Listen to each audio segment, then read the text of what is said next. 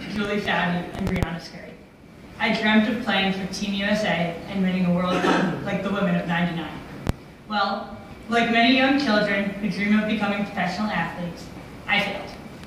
But thanks to Maccabi, I still had the opportunity to play for my country. The dream of playing with USA across my chest came true this summer. It was in a much different form than I had dreamt of as a child, but I am better for it, because this experience was much more than just soccer. Don't get me wrong, we competed hard and went out to win every game, but we knew we were playing for much more than just W's. Playing in Berlin, the home of Nazi Germany, home of anti-Semitism, home of Hitler. From our first game to our last, we set out to play in honor of those who did not have a chance, those who died, and those who are still being persecuted today. Our team committed to this goal, and we were successful in playing our hearts out on the field and coming home with gold. Now, there are a lot of very cool things about winning a gold medal. Champagne shower, holding an American flag and running around a stadium, having an article written in your state newspaper, and when you get home, having your friends at a kickball game scream, "She's a gold medalist," after you get a base hit. But this experience wasn't all soccer. We had the opportunity to share a hotel with over 2,000 other Jewish athletes from around the world. Imagine hanging out with Gibraltarians, I had to learn where that was, South Africans and Australians, just to name a few, eating ice cream, singing karaoke, and playing Cards Against Humanity every night. The cultural experience was just as exhilarating as the soccer experience. We all had two things in common that strongly made up our identity: Judaism and athletics.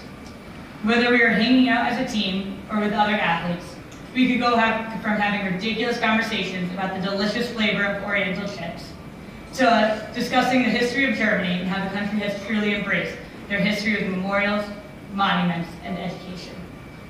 Few other experiences create such an environment. For some, this trip was a way to connect to their Jewish identity.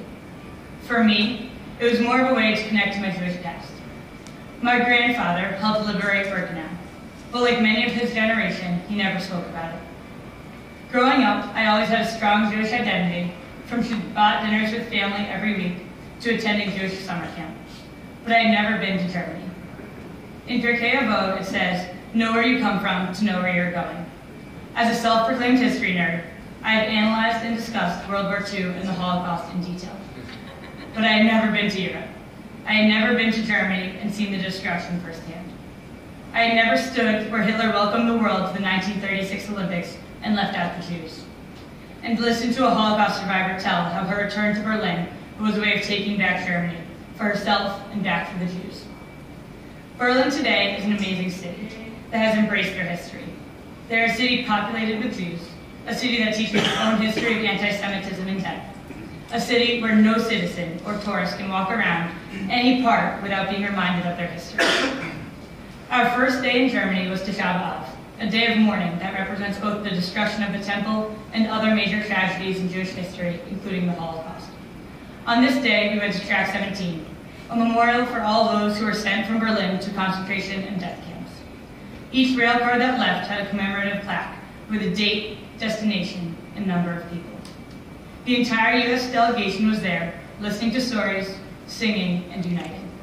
We, the Jews, many of whom had lost family in the Holocaust, stood in Berlin, under no threat, about to compete in Olympic Park. We were there, and our enemies were not. This experience reinvigorated my Jewish identity by connecting me to my Jewish past, bringing me together with thousands of Jews across the country, and providing me with another Jewish community within America.